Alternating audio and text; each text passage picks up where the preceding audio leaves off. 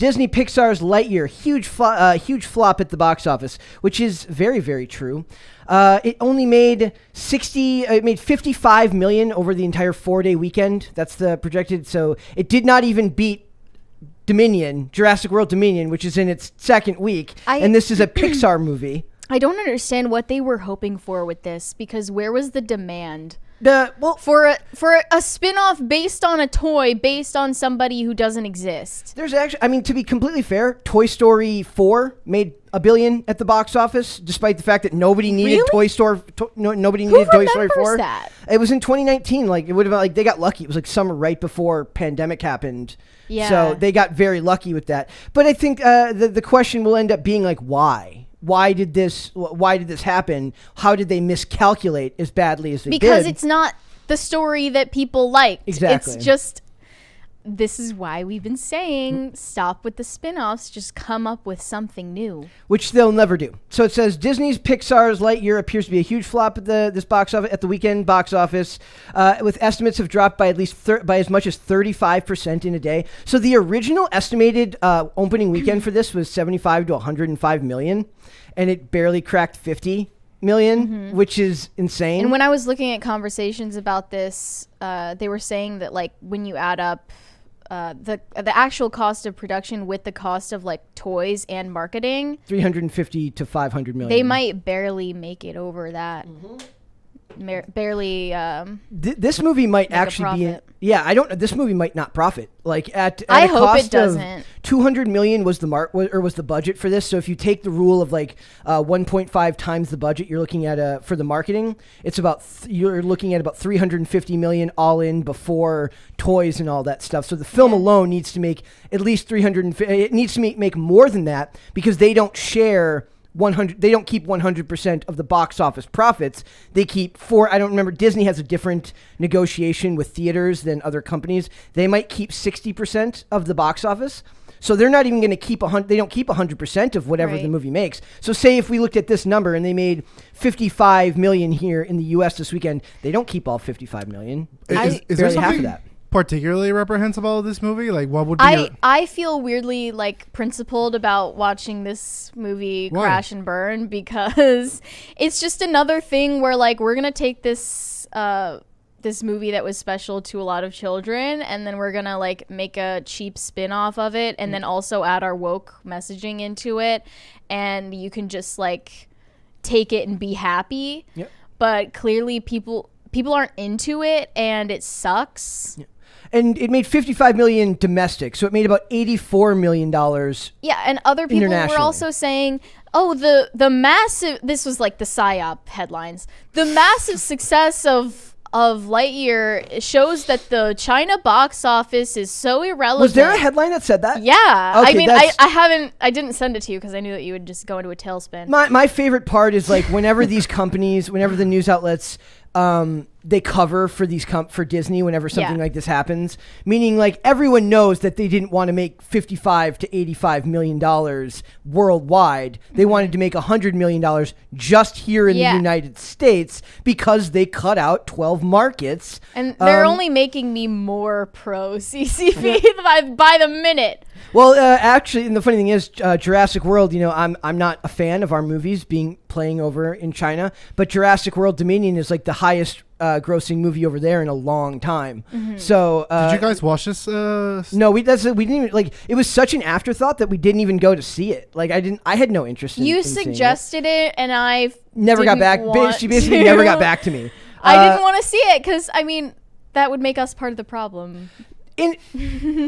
It's a little bit different because this is what we do for work. I know. But you're right. But money is money, and I hate these people. Putting your money where your mouth is absolutely right. So it says the spin-off from the Toy Story universe fell short of insider projections in the domestic debut, collecting a lackluster $51 million domestic from 4,255 North American theaters. So if you go over here and you look at the box office breakdown, Jurassic World Dominion brought in 58 million. Now that was the 3-day weekend, not the 4-day weekend. So the 4-day weekend was 68 million. And then we get 50, and it ended up being 58 million. So there was a 60% drop off in the Jurassic World Dominion box office from week 1 to week 2. And the best part about this is Top Gun Maverick only fell 15%. and still made $48 million this weekend, and almost beat Lightyear in its first weekend, and Top Gun Maverick is in its fourth weekend. Very happy about Top Gun Maverick. Not as favorable to Jurassic World Dominion. Yes. Because I feel like that franchise was already just like absolutely trashed with, what was it, 6 movies by that point? Then we have to ask the question, why is it that Jurassic World Dominion, which is also an unnecessary sequel, is making all the money? And maybe unnecessary, Lightyear, but not as poorly thought out, because I think it's really just like this evil impulse they have to, like, these movie producers have to take something specifically from people's childhoods and twist it into something, like wrap it in a bow. I have some theories. And you can make the argument that they didn't actually change much about Jurassic World. So do people like Chris Evans? I mean, I'm not a fair person to ask about that. Simp tweets about how, ever since he started like going off on like China and like, you know, all the homophobic haters. Yeah. Like they were wow, Chris Evans is like, what a guy. Like that wasn't necessarily just about China. That was about like and Tom Hanks. Yeah. So we have that article here which says Chris Evans, homophobic Lightyear critics are idiots who will die off like dinosaurs. It is ironic that they were beat out by a dinosaur movie this weekend after making that comment. But my point here is that why is that? Because what he's talking about when he's talking about this is this movie got banned in like Saudi Arabia, the United Arab Emirates, yes, and as well as Qatar, all these Middle Eastern countries. Why? Because of there's two female characters kiss. No, thankfully they didn't do that to Lightyear. So the question here is, why is it not xenophobic for him to say this, but it's... I think we're seeing things actively butt heads. Like the interests of this like ideological lobby are openly butting heads in the entertainment sector, because you're finding out that like it's actually cultural imperialism to force your ideas onto the rest of the world. Like American values onto the rest of the world, whether those have always been in America or whether they're new. Which is funny because those same people would then decry imperialism and any type of colonial behavior, but then when they think they're right, it's okay. Yeah, you're seeing the conflict come out of the woodwork in real time, and they're really they're making comments like this that they're not internally consistent. And here's something interesting also. The movie doesn't have a horrible audience score on Rotten. I don't care about the critics score. Even the critics didn't seem to... This movie has a higher audience score than critics score.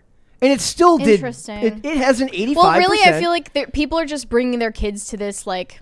sit down and shut up for a couple hours because it's summer and my gosh, yeah. So that was the most interesting part to me. Is I thought with a budget or with a box office like that, we would either see the typical really high critic score with really low audience score, which would kind of make the turnout make sense. But we're not. It seems that the people who are going to see it aren't necessarily unhappy with it. Most people that I talked to just said it was meh. But like, I think so? Okay, hear me out. So when I was a kid, I saw Toy Story 1, and as a result, like every other Toy Story, I was like, Mom, Dad, please, you know? Like, the kids, this generation, I don't think they have that unless, like, they've watched Toy Story on DVDs, like the other ones. Yeah, but 4 just came out in 2019, like I said, and made $1 billion. I think it's one of those things like Nemo, where, like, everyone's seen it. But... Well, not children. Thank you. I think it's that's a fair like I don't know what the demographic breakdown was of 4. Like I'm thinking 4 is like millennials, like mid cope, like strongly mid cope is like, oh my god, what happened to the toys? Like it's like they, you know. And another interesting part about this is I think a lot of people, whether I tend to not try to look too hard into this, like with my own lens of like, did they replace typically conservative Tim Allen with Is he? Yeah, oh yeah. Tim Allen is a Hollywood conservative. Did they replace typically conservative Tim Allen with very progressive Chris Evans, literally just as an FU? I mean, one of the things I'm sure that has to do with why this is flopping is they literally changed Buzz Lightyear's face. Like his face as his toy is a completely different person. His voice is a completely different person, and now even like the animation style that I saw for the other human characters is, I think, like rather ugly. I don't like how like the direction that animation is going. It's also said to be a far more adult-focused movie. Like it's not really humorous. It's more of like an adventure story. Yeah. So it's like I think there's we're quick to point out like get woke, go broke, but I think it could just be it was poorly created from the get-go. It's poorly marketed. Yeah. You don't really, like, who are you trying to reach here? Something they mistakenly thought was bound to succeed. Dude, they've got they've got the little cat, the socks, which is very clearly marketed towards kids because it's supposed to sell toys. Yeah. But then the movie seems to be vaguely adult in theme, so it's just poorly done. I don't know if it's a situation of get woke, go broke. This is like let's appeal to a mass audience, and when you do that, you get no one, dude. It happens every time. And like for an example, like this is happening so much in video games. Like just like a brief, just like an example. There's a particular genre of video games that's very hard. Fighting games. Fighting games are very, very difficult, and over time they keep trying to make them more simpler. And what people don't get is that people don't play fighting games because they hate losing, and they're even if it's easier, they're gonna lose anyway. You know, so like appealing to the mass is never gonna work because the mass doesn't want it. Yeah, the mass doesn't want the feeling that's associated with your game, and it's like so.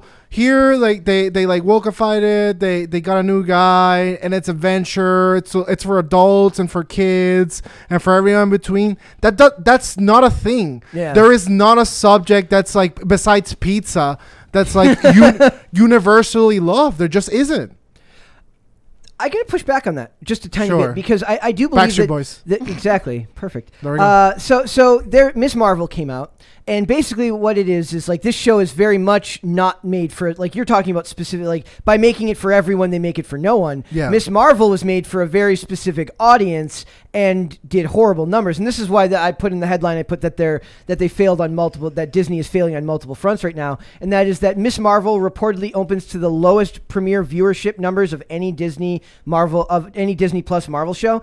And basically what they say is their big, this is what their big marketing thing was. They say 775,000 households watched the premiere of Miss Marvel, and it says U.S. households watched the premiere while less than any other MCU show. It was a hit with Gen Z viewers. 20 to 24 watched it at the highest rates of any MCU show, and it drew more diverse audiences. Thank you. And it drew more diverse audiences with Black, Hispanic, Asian households watching at a higher rate. But here's the problem. That may be true, but then you look at what the numbers for Loki were, which it debuted to 2.5 million, not 775,000. So there is something to be said that when you segment it off, and from what I've heard, I've talked to a lot of people who say Miss Marvel isn't necessarily bad. It's just formulaic and very much a teenage girl show. Nobody my age would watch it. Yeah. Is it for teenage girls? For teenage girls. Or is it for like grown bro. Adult women who are kind of stuck in adolescence? Then there's the argument that then there's the discussion we've had multiple times about the kind of the infantilization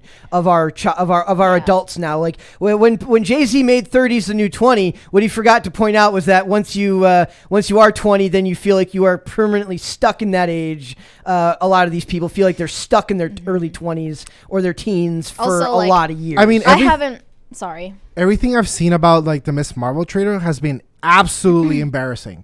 Like it's like a all shucks superheroes. Like, what are you doing, dude? For what? I mean, Like everything I've seen about Miss Marvel is her like, Oh my god, I'm a superhero and I can't possibly comprehend why? It's like, well, I don't want to watch you if you don't even know. Why should I care? But the point is that that could strike a chord with a younger female audience who feels similarly displaced or as if they don't know who they are. I mean, as every woman, I'm telling you, I don't identify.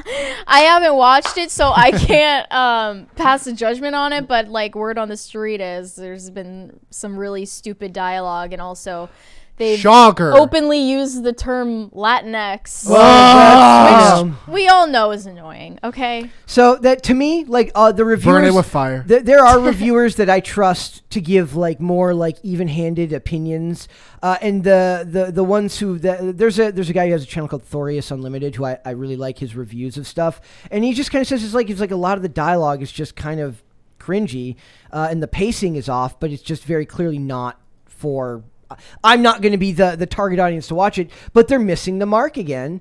And it just goes to show, it's like when they stop appealing to mass audiences. Now, this is what I'm saying. Marvel and these companies used to appeal to normies and regular people, and they keep looking for what are called phantom audiences, right? They feel that they're going to grow their market share by finding these phantom audiences of people that it would be like, Mary, it would be like a bunch of like female makeup tutorial YouTubers being like, I'm going to get the straight white male phantom audience that's just never going to show up for that. It's just not there because culturally it's not relevant to what they're doing. And you can say for any number of reasons why that is, but it's just you're fighting a losing battle. Spoiler alert. Women only watch superhero movies out of the kindness of their heart and the love for their men. Or to see... Be it brother, father, boyfriend, whatever. Or to see Chris Evans or Jason Momoa without a shirt on.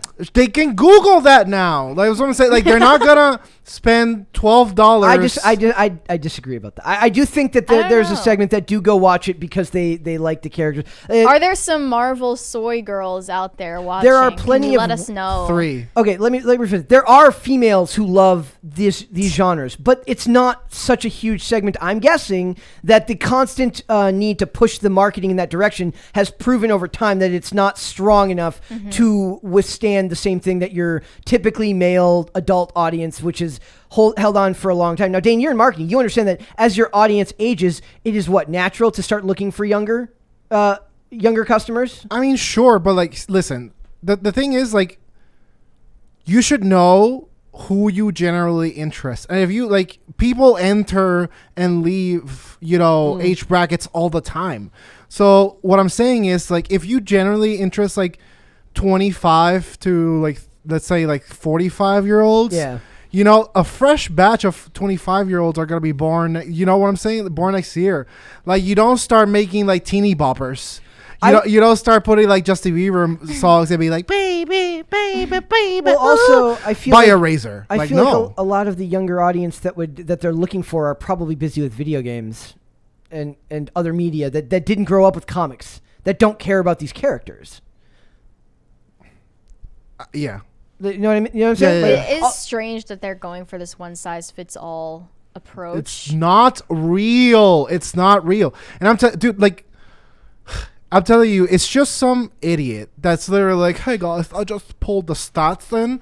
Stats say that we're 67% 30-year-old males, and I find that problematic. Let's do something that completely doesn't appease this demographic. And everyone's like, yeah, we're going to be the people that do it. And they never do. All the shows that Marvel have done that did fairly well in opening were all had characters that were tangentially connected to the original movies, which means normies, regular people. Nobody, like, well, as much as they want to claim, regular people don't know who Miss Marvel is. They don't. They might know who Captain Marvel is now, but they don't know who Riri Williams is. They don't know who any of these characters that were created in the all new Marvel in like 2015. And it's certainly not teenage girls who know who these people are. Who know who Riri Williams is, who America Chavez. Yep.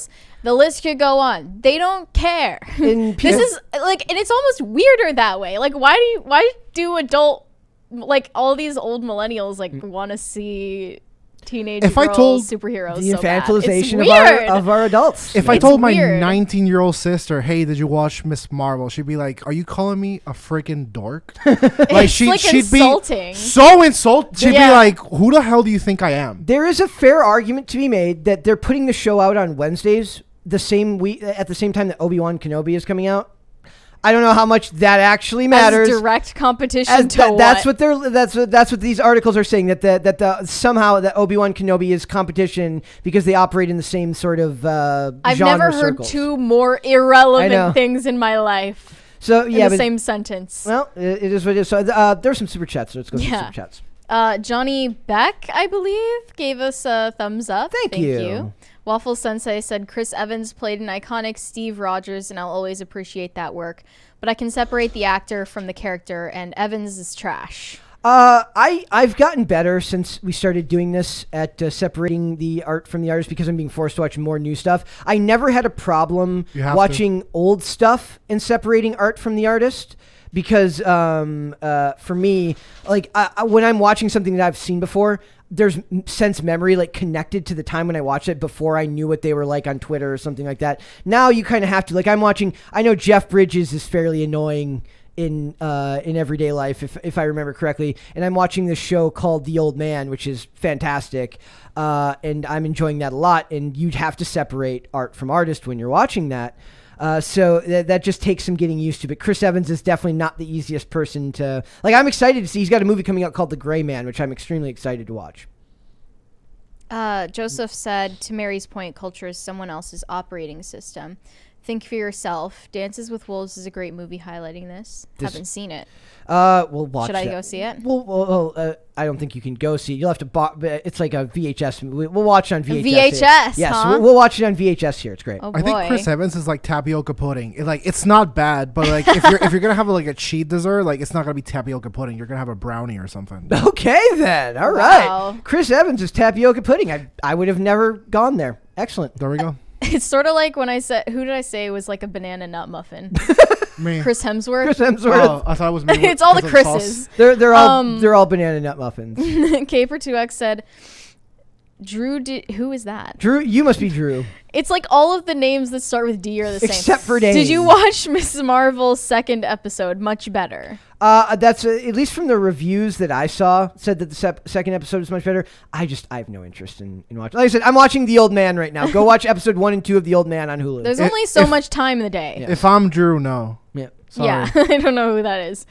Halls and the Kids said, Happy Dane Day, everybody. Also, superhero movies are dumb. Not all of them, but a great. Everyone Love here. Wham and Solidarity. Yes. They are dumb. Everyone here, go on HBO Max and watch the original Blade right now. That is your homework. If you have not seen the I haven't original seen Blade, it. first of all, I'm a Zoomer. I'm like, are you talking about Drain Gang? it's got Wesley Snipes in it. Automatic bonus, automatically good. And then it's got vampires. It's great. You have to go watch it. It's got all the industrial music that could ever remind you of the 90s. It's incredible. Go watch it when you're done with this podcast today. Of course. Do you have another one? Yep. Oh, Caper2X said, and Dane, you're still the cutest PR of us all. I'm assuming that means Puerto Rican. Thank you. Does it mean public relations? You're the Puerto Rican. You're the public relations Puerto Rican. PR. I appreciate that. Thanks for watching this clip, guys. If you want to see full episodes or follow us on social media, links are in the description below. Bye. Bye.